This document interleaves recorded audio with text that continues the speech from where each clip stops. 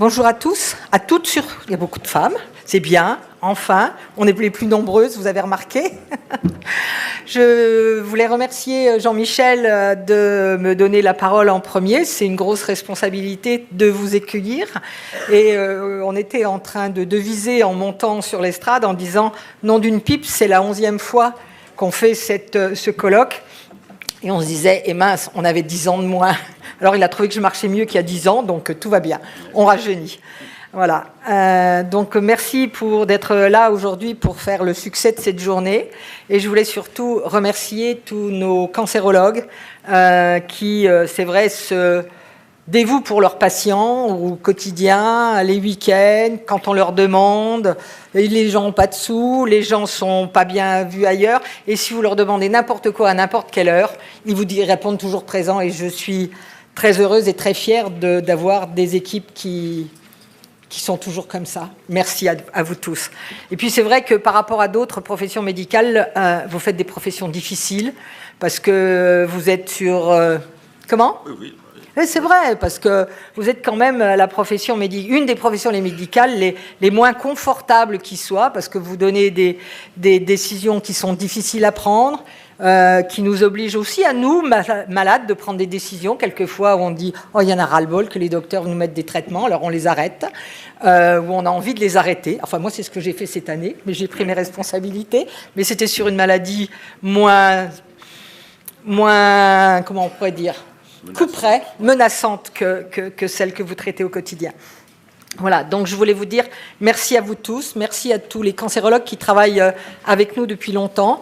Et puis j'espère que même si ça fait 11 ans qu'on fait cette journée, j'espère bien que dans 11 ans, on y sera encore tous. Voilà, en tout cas, c'est ce que je nous souhaite. Et je vous promets, même si j'aurai l'air peut-être un peu sénile et en âge d'être à la maison de retraite, si je peux, je viendrai. Voilà. Quelques petites nouvelles du front. Vous savez qu'on est en train de reconstruire notre nouvelle clinique. Alors, si vous passez devant, vous allez pas voir grand-chose à part des grues, on est au 3e sous-sol et que le 3e sous-sol entouré d'immeubles tout autour, eh bien, ça se creuse à 2 mètres par 2 mètres parce qu'autrement, on fera effondrer les écoles autour et les immeubles, et ce n'était pas tout à fait ce qu'on souhaite. Voilà, donc ça avance, et donc normalement on devrait ouvrir en septembre 2011. En septembre, qu'est-ce qu'on fera ? 21. Voilà, il nous reste 2 ans pour la finir. 2011, c'est vrai que vous voyez, je deviens sénile. 2021, voilà. Donc ça, c'est la chose que je suis contente de vous annoncer, parce que pour nous, ça a été un long périple, parce que nos voisins ne nous ont pas rendu la vie facile pendant 7 ou 8 ans, mais là, ils ont perdu tous leurs recours, donc on est content, on avance. Voilà. Une dernière chose que je voulais vous dire aujourd'hui, je ne sais pas comment vous les appelez, mais les Canadiens les appellent les fertilogues, nous on appelle les fivistes. En tout cas, nos équipes de PMA font aussi un séminaire annuel. Alors ils sont plus modestes que nous, ils ont commencé cette année, ou que vous. On a commencé cette année et ils ont fait un très beau colloque scientifique et ils recommencent donc en février de l'année prochaine et sur un colloque qui sera principalement sur la stimulation ovarienne, le transfert embryonnaire et la préservation de la fertilité. En tout cas, à partir de septembre, en collaboration avec sûrement la Caisse d'assurance maladie et la ville de Neuilly, nous allons en mettre en place un programme de prévention de la fertilité sur la région du 92, en tout cas notre sphère. Et je sais que vous avez beaucoup de gynécologues parmi vous, et c'est des choses qui peuvent vous intéresser. Donc voilà, je pense qu'ils prendront contact avec vous dans les mois qui viennent. Voilà ce que je voulais vous dire. Et puis maintenant, je passe la parole à monsieur, ou à monsieur, lequel prend. C'est Marc d'abord. Marc, allez-y, je vous en prie. Donc, je serai très bref pour remercier tout d'abord Jean-Michel Vanetzel et toute l'équipe d'Hartmann de me faire l'honneur encore d'être à nouveau cette année président de cette réunion. Vous savez que c'est une réunion que j'apprécie beaucoup. J'ai failli dire parce qu'elle ressemble beaucoup à celle qu'on essaye de faire sur Saint-Louis, en tout cas qui traite de l'ensemble de la pathologie mammaire et bien sûr du cancer du sein. Je crois que c'est toujours une journée très riche, très interactive, avec beaucoup d'échanges et des orateurs remarquables. Donc, je vais souhaiter bien sûr un grand succès à cette journée et encore remercier Jean-Michel. Merci. Alors, c'est le moment des remerciements. Je voudrais remercier Dominique Boulanger parce que c'est qui soutient notre congrès, financièrement qui soutient notre congrès. Ça, c'est le premier point, parce que vous savez qu'il y a eu un certain nombre de manifestations du même genre dans Paris par des amis et collègues, et un certain nombre ont été obligés de disparaître. Et c'est toujours une préoccupation d'arriver à faire vivre ces congrès au fil des années, qui coûtent, mais donc c'est pas facile. Je voudrais aussi, surtout, aussi la remercier, parce que c'est extrêmement important pour nous, praticiens, d'avoir la présence et le soutien réitéré de notre chef d'établissement, avec les perspectives qu'elle nous offre, y compris la nouvelle clinique dans laquelle on fera certainement, Dominique, les prochains Institut du Sein dans 2 ans, pas le prochain, mais dans 2 ans. Et donc c'est très important que Dominique, comme elle le fait, comme elle le dit, et comme elle le fait matériellement, nous soutienne dans cet effort quand même important d'organiser cette journée et de la pérenniser. Je voudrais remercier Marc Espier.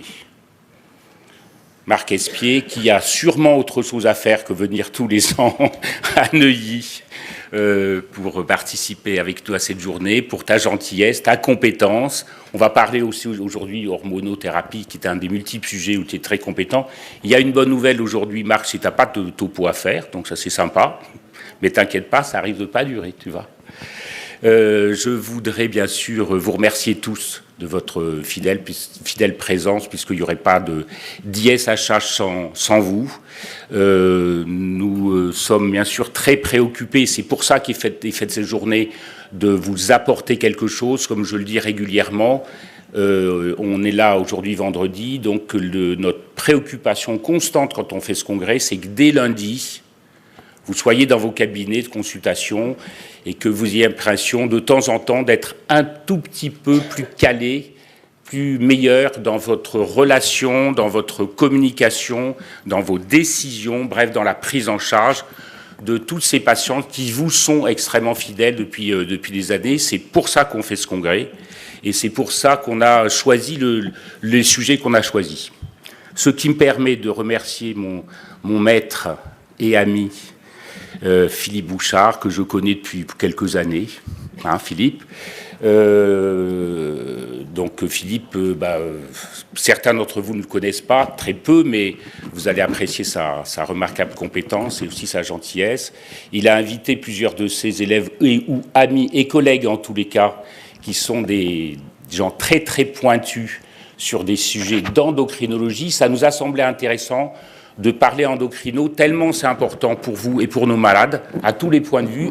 Endocrino, c'est-à-dire hormones sexuelles, gynécologiques, bien sûr, mais aussi les autres. Et je pense que la session que va présider Philippe et a organisé Philippe avec ses collègues et amis va être extrêmement passionnante pour tout le monde, parce qu'on va parler aussi un peu autre chose que cancérologie, et peut-être un peu aussi de gynéco, d'hormonaux, et de choses donc qui vous concernent.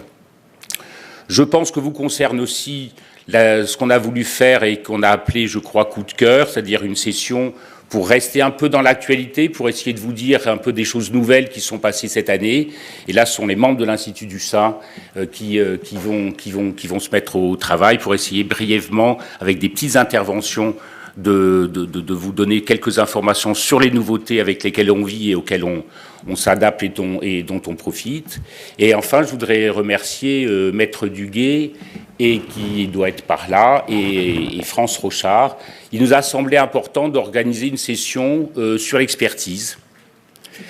Parce que, je ne sais pas s'il faut dire malheureusement, mais c'est comme ça, l'expertise judiciaire fait quand même partie de plus en plus de notre, pas de notre quotidien, mais en tous les cas de notre activité. Et l'esprit de cette session, vous allez voir, est là aussi de se tourner vers nous tous, pour essayer d'être mieux armés pour désamorcer les problèmes, c'est-à-dire pour les éviter. C'est-à-dire l'esprit de cette session, c'est comment est-ce qu'on peut faire pour pas avoir de soucis, quoi. Et c'est là-dessus qu'on a axé les communications, vous entendrez, les histoires de patients, les histoires de plaintes, les histoires de procès, avec la présence de Maître Duguay, avocat spécialisé sur ce sujet. Et donc les membres de l'Institut du Sein, on va essayer de vous faire vivre un peu quelques histoires d'expertise, et France Rochard et moi-même qui sommes experts judiciaires. Voilà, je nous souhaite une bonne journée à tous. On a tout fait pour que ça soit bien et je suis sûr qu'à nouveau, comme d'habitude, ce sera très bien. Et merci encore d'être venus.